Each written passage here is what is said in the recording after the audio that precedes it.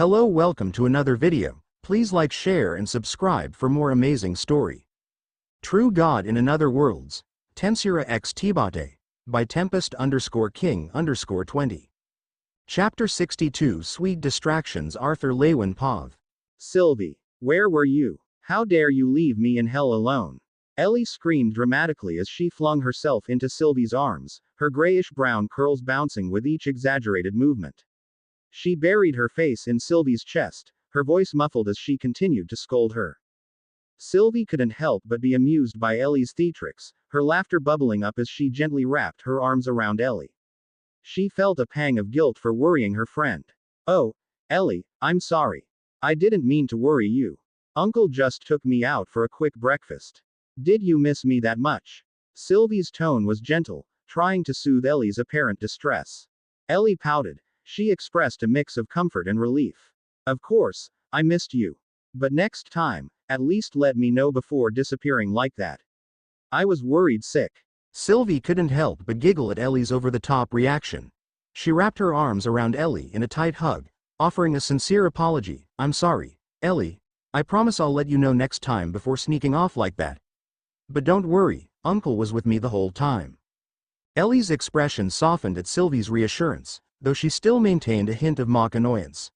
Fine, fine. Just promise you won't disappear like that again, okay? Then, turning to me with a mischievous glint in her eye, she added, and big brother, how could you take Sylvie and leave me to suffer alone in this terrible place? I gasped at Ellie's playful scolding. Well, Ellie, a little suffering never hurt anyone, right? Builds character and all that. Ellie gasped dramatically, her hand flying to her mouth in offense mock. You heartless brother. How could you be so cruel to your dear little sister? Don't you have any mercy leaving your little sister in hell alone? Honestly. No, I said with a smile, playing along with her dramatics. Ellie gasped again and hugged Sylvie tighter, her actions exaggerated but her affection genuine. Sylvie. Protect me from this heartless brother of mine. She buried her face in Sylvie's chest, pretending to be so drastic. Sylvie continued to pat Ellie's head soothingly, playing along with her playful antics. There, Ellie. Don't worry, I've got your back. I couldn't help but laugh at Ellie's theatrical performance. Come on, Ellie. It wasn't that bad, was it? Ellie peeked out from Sylvie's embrace, her eyes narrowed but a smile tugging at her lips. You have no idea, big brother. The director made me recite the entire history of the continent. My brain feels like mush. Despite her complaints, there was a hint of pride in her voice at having accomplished such a feat. Well, that does sound pretty intense, I admitted, feeling a twinge of sympathy for my sister. But hey, at least you're learning a lot, right? I tried to find the silver lining, impressed by her dedication. Ellie groaned dramatically, but I could see the spark of interest in her eyes. Learning? More like drowning in information. She was exhausted, but part of her was excited by all she was learning. Sylvie giggled, still patting Ellie's head. Don't worry, Ellie. I'm sure you did great. You're super smart. Her words were filled with genuine admiration for her friend. Just then, the director walked in, her presence commanding attention as she greeted us with a warm smile. Her elegant robes swished softly as she moved. "Ah, Arthur, good to see you here," she said, her voice carrying a mix of authority and warmth. I came to return Sylvie and check on Ellie's progress, I explained, returning her smile. I felt a twinge of curiosity about what she might say about my sister's training. The director's gaze softened as she observed Sylvie and Ellie, who were huddled together, whispering and giggling. Their friendship is truly remarkable. It's a joy to see the bond they share. I arched an eyebrow at the director's tone, detecting a hint of something more behind her words, but I chose to focus on her statement as I replied. Yes, Sylvie and Ellie have a special connection. They're like two peas in a pod, always looking out for each other. As I spoke, I felt a surge of pride and affection for both of them. The director smiled warmly, her eyes twinkling with admiration. It's moments like these that remind me why I love working with young talents like them. They bring so much energy and passion to everything they do. Her words carried a sense of genuine fondness that made me appreciate her role in Ellie's life even more. I chuckled softly. They certainly keep things interesting, that's for sure, but I wouldn't have it any other way. I watched as Sylvie playfully tugged on one of Ellie's curls, earning a mock scowl from my sister. Silence fell over us as we looked at the two little girls. Sylvie and Ellie were engrossed in their own conversation, giggling and sharing secrets with each other. The sound of their laughter filled the room, creating a bubble of joy around them. "So, how was Ellie doing?" I inquired, breaking the peaceful moment. I tried to keep my tone casual, but I couldn't hide the underlying concern in my voice. The director's expression shifted slightly, becoming more serious. "Well, everything is going as usual. Ellie is quick to pick up on things and apply them," she started, her voice calm but with a hint of concern lingering beneath the surface. She paused, as if considering her next words carefully. "However, she doesn't seem to be showing any affinities to any element yet. That's something I wanted to talk to you and Ree about." I furrowed my brow at the director's words, a slight frown forming on my face. The implications of what she was saying started to sink in. That is concerning. Ellie's supposed to show an affinities for an element by now. I trailed off, my mind racing with possibilities. I'll have a talk with Ree and see if he's noticed anything off as well. The director nodded in understanding, her expression reflecting her concern for Ellie's progress. It might just be a matter of time, but it's worth keeping an eye on. Especially since both of her older brothers are quadra-elemental mages. One of them has dragon's will, while the other has a dragon as a bond. She glanced meaningfully at Sylvie. This is something that might cause her to worry about herself and lose confidence, if we don't handle it properly. I sighed softly, feeling a sense of responsibility weighing on my shoulders. The thought of Ellie feeling inadequate or struggling made my heart ache. "I think you're right. I'll see what I can do about it." I made a mental note to discuss this with Ree as soon as possible. The director looked relieved at my response, her eyes softening with gratitude. "Thank you, Arthur. I know you and Ree will handle this situation with care and understanding. Ellie is lucky to have such caring older brothers." I rubbed the back of my neck, feeling a mix of emotions. "On the contrary, we're the lucky ones to have Ellie," I said, my mind drifting to memories of darker times when Ellie had been our family's light. My gaze focused on Ellie, indirectly remembering what she had done. I remembered the shock on our parents' faces when they lost Ree and me, and how Ellie was the only reason they had kept living. The memory brought a lump to my throat. The director smiled gently before turning around. Her robes swirled gracefully as she moved. "I'll leave you guys alone now. Ellie, you can take the rest of the day off."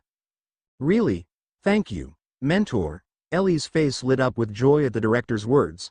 Her eyes sparkled with excitement as she looked from the director to me, then to Sylvie. The prospect of a free afternoon seemed to energize her even more. The director chuckled at Ellie's enthusiasm, a fond expression on her face. "You've earned it, Ellie. Take some time to rest and recharge.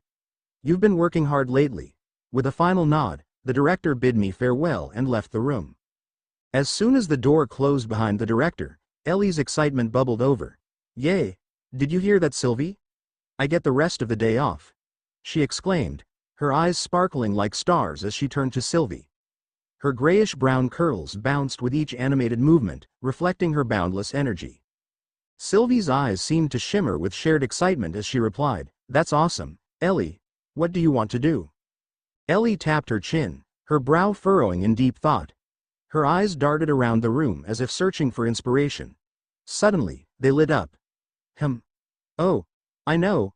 I heard there's a new candy store that's opened in the Market District."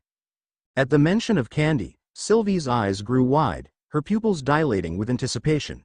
"Ooh, that sounds yummy. Can we go, Uncle Art? Please?"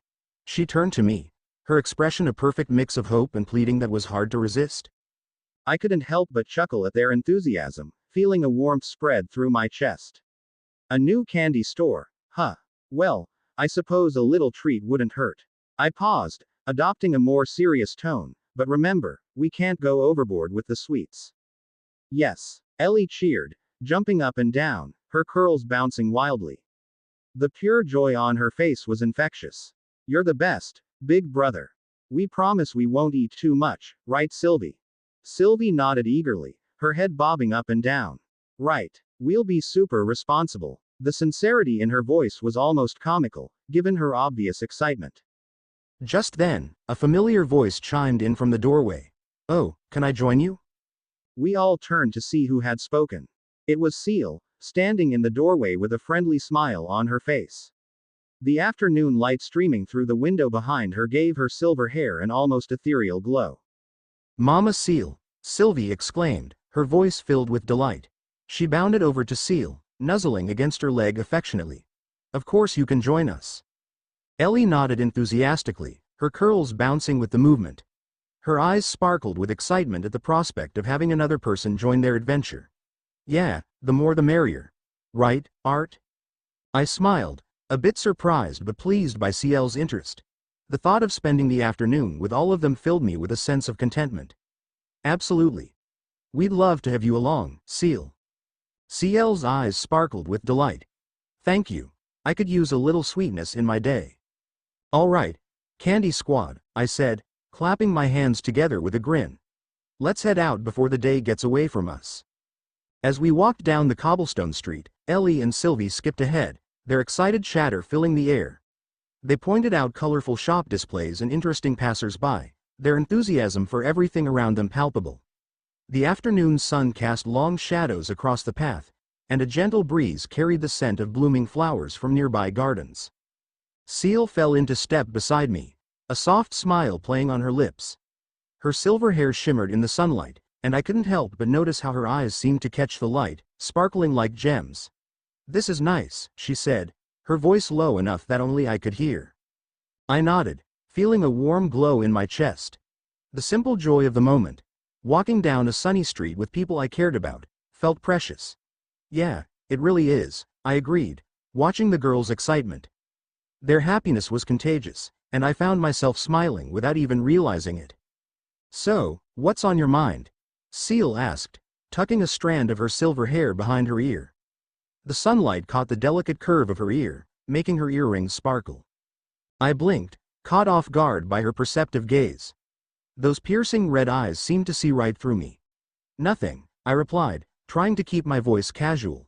I focused on the cobblestones beneath our feet, avoiding her gaze.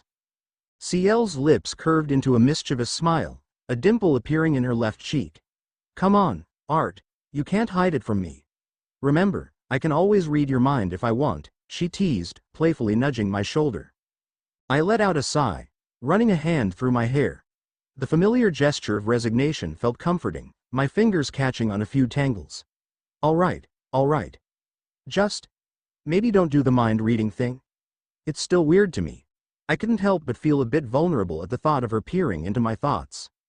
No promises, Ciel said with a wink, her eyes twinkling like stars. So, what's up? Her voice was gentle, inviting confidence. I lowered my voice, nodding towards Ellie walking ahead of us. Her hair swayed gently as she moved, seemingly carefree. It's about Ellie. She hasn't shown any elemental affinities yet. Ciel's expression shifted to one of thoughtful consideration, her brow furrowing slightly. A small crease appeared between her eyebrows. Ah, I see. That could be tough on her. Though it's not unusual for it to take some time. Her voice was low, matching my tone. Yeah, I was thinking of talking to her about it, I admitted, my gaze lingering on Ellie's back. I watched as she skipped alongside Sylvie, her laughter floating back to us on the breeze. Ciel shook her head gently, her eyes softening with understanding. Her silver hair shimmered with the movement. Let me handle this one. No offense, but I don't think she'd really open up to you or Rimuru about it. Why not? I asked, a tinge of hurt creeping into my voice.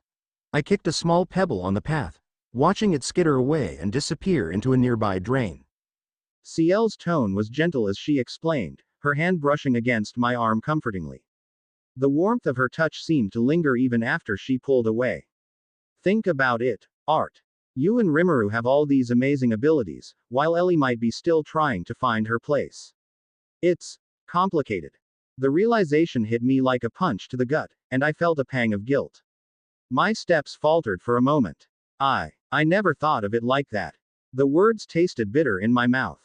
Don't beat yourself up, Ciel said, patting my shoulder. Her touch was warm and reassuring, like a soothing balm. I'll have a heart-to-heart with her, girl to girl. Thanks, Ciel. I appreciate it, I said, feeling a bit relieved. The weight on my shoulders seemed to lighten a little, and I found myself standing a bit straighter. We walked in silence for a moment, watching Ellie and Sylvia's backs as they led the way. Ellie seemed cheerful enough, humming a soft tune that drifted back to us. The melody was sweet and slightly melancholic, making me wonder what was really going on in her head. Is that all? Seal finally asked, breaking the quiet between us. Her keen eyes, a mesmerizing shade of red like deep garnets, seemed to peer right into my soul. I felt a bit uncomfortable under her scrutiny, like she could read every thought passing through my mind. The air between us seemed to crackle with an unspoken tension. I swallowed hard, my throat suddenly dry. The sounds of the bustling street around us faded into the background as I struggled to find the right words. Ciel's gaze remained steady, patient, waiting for me to speak. I felt my heart hammering against my ribcage as I stood there, my mouth suddenly drier than a desert. The world around us seemed to fade away, the chatter of people walking by, the clip-clop of horses on cobblestones, even the smell of fresh bread from the nearby bakery. It all became distant and muffled. My mind was a whirlwind of thoughts, each one slipping away before I could grasp it. Ciel's crimson eyes were locked on me, patient yet intense. I felt like a bug under a magnifying glass, every twitch and nervous swallow impossibly obvious. Taking a deep breath to steady myself, I forced out a weak smile. I think telling you would be better, I said, trying to inject some lightness into my voice. I don't want my mind read after all. The attempt at humor felt flat even to my own ears. Ciel leaned in closer, a mischievous glint in her eye. The scent of lavender wafted over me as she whispered, "Don't worry, I won't pry into your thoughts about Tess and how you haven't been spending much time alone with her lately." I felt my face ignite with embarrassment, the heat creeping up my neck and flooding my cheeks. "I didn't think of anything like that," I sputtered, waving my hands in frantic denial. My stomach twisted with a mix of mortification and a strange, guilty flutter at the mention of Tess. Ciel's giggle rang out, clear and amused. She started ticking off names on her fingers, her voice teasing. "Oh, so were you thinking about Kathy L.N.? Claire? Emily?" Each name sent a jolt through me. "Maybe even Lena or Anna?" She paused dramatically, her expression comically serious. "Wait, don't tell me it's Lily?" I wanted to sink into the ground. My face felt hot enough to fry an egg. "Of course not," I protested, my voice cracking slightly. "Why do you think it has anything to do with girls in the first place?" Ciel's eyes sparkled with mirth. "Well, you're already that age, Art," she said, giving me a playful push. I took a deep breath, trying to wrangle my scattered thoughts. "You're wrong," I said, my voice steadier now. "I'm thinking about the recent incidents." The change in Ciel's demeanor was instant. The playfulness melted away, replaced by a sharp focus that was almost tangible. "Ah, the noble students and the runes, huh?" she said, her voice low and serious. Surprise flickered through me. "Do you know about them?" I asked, leaning in slightly. Ciel nodded, her fingers unconsciously toying with her pendant. "Yes, I heard about them from Rimuru," she said, her fingers absently playing with the pendant around her neck. I noticed it was a habit she had when she was deep in thought or slightly nervous. A suspicion formed in my mind, and I couldn't help but voice it. "By the looks of it, you mean you read his mind, right?" I asked, unable to keep a hint of accusation from my voice. "Of course not, who do you think I am?" she said with a fake innocent smile, batting her eyelashes dramatically. The act was so over the top that I almost laughed. I couldn't help but snort. "Someone who just threatened to read my mind a few moments ago," I pointed out, raising an eyebrow. Ciel chuckled, holding her hands up in mock surrender. Okay, you got me. But come on, can you blame a girl for being curious?" I shook my head, unable to suppress the small smile that tugged at my lips. The tension from our earlier conversation seemed to evaporate, replaced by the familiar comfort of our usual banter. It was reassuring, this easy back and forth we developed over time. "Anyway, about those incidents," I began, my voice trailing off as I noticed Ciel's expression shift. "Right." Ciel's face turned serious, her crimson eyes narrowing slightly. She lowered her voice, glancing around cautiously. "The noble students and those strange runes. It's concerning, isn't it?" I followed her gaze, suddenly hyper-aware of our surroundings. The forest seemed to close in around us, the trees standing like silent sentinels. I couldn't shake off the feeling of being watched, even though I knew it was probably just paranoia. Yeah, I nodded, my eyes darting to where Ellie and Sylvie were playing, making sure they were still out of earshot. A chill ran down my spine, and I rubbed my arms, trying to convince myself it was just the cool air. I can't shake the feeling that there's more to it than we know. Have you noticed anything off lately? Ciel's brow furrowed in concentration, her eyes becoming distant. I could almost see the gears turning in her mind as she thought back over recent events. After a moment, she shook her head, a hint of frustration in her voice. Unfortunately not. I've been trying to keep an eye out, but nothing seems out of the ordinary. Well, more out of the ordinary than usual for this place. She paused, tilting her head slightly. Did Rimuru tell you something? I hesitated, the weight of my suspicions heavy on my chest. I took a deep breath, choosing my words carefully. No, but I think that he and the director know something. Something they're hiding from us. The words tumbled out, and I felt a mix of relief and anxiety at finally voicing my concerns. Ciel hummed thoughtfully, her fingers tapping against her thigh, a habit I'd noticed she had when deep in thought. It would be best to wait until Rimuru tells us, don't you think? He probably wants to keep it a secret for now. Her calm acceptance surprised me. Doesn't it bother you? I asked, unable to keep the confusion from my voice. The idea that they might be keeping us in the dark about something important. Ciel's eyes met mine, filled with an unwavering trust that made me pause. Of course not, she said softly, a small smile playing on her lips. I trust Rimuru and his decisions. There must be a good reason why he's hiding it from us. Maybe he's trying to protect us, or maybe he's still figuring things out himself. Her confidence was contagious, and I felt some of my own worries start to ease. I guess you're right, I said with a sigh, feeling some of the tension leave my shoulders. I'll try to be patient and leave it to Rimuru then. That's the spirit, Ciel nodded approvingly. Then, a mischievous glint appeared in her eye. Instead of worrying about these things, I think you should spend some time with Tess, you know. Live your youth a little, Art. I felt my face heat up, a familiar flutter in my stomach at the mention of Tess. Come on, not this again, I groaned, trying to play it cool despite the warmth spreading across my cheeks. I'm not some relationship-craving boy, you know. Oh, could have fooled me, Ciel teased, her eyes twinkling with amusement.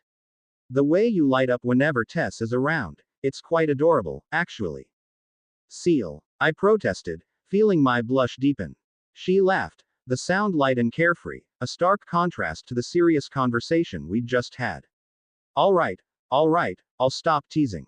For now. She winked, then her expression softened. But seriously, Art, all jokes aside, you don't have to worry too much for now. Rimuru will be dealing with the noble students, and your big sister here will be taking care of Ellie. She pointed to herself with a proud grin. I raised an eyebrow so high it nearly flew off my forehead. Since when did you become my big sister? Did I miss the adoption papers? Since forever, Ciel stated matter-of-factly. Rimuru is your big brother, and I'm his girlfriend, so naturally, I'm your big sister. It's simple logic. I couldn't help but smile at her reasoning, a warm feeling spreading through my chest. It was a mix of exasperation and affection for this girl who had become such an important part of my life. I don't know, I said, pretending to consider it seriously. It might suit Sylvia to be a big sister, but you. I'm not sure. Ciel let out a dramatic gasp, placing a hand over her heart in mock offense. Oh, how cruel, Art. Here I am, offering my sisterly wisdom and guidance, and you reject me so easily. I'm wounded. Her theatrics made me chuckle, and I shook my head fondly.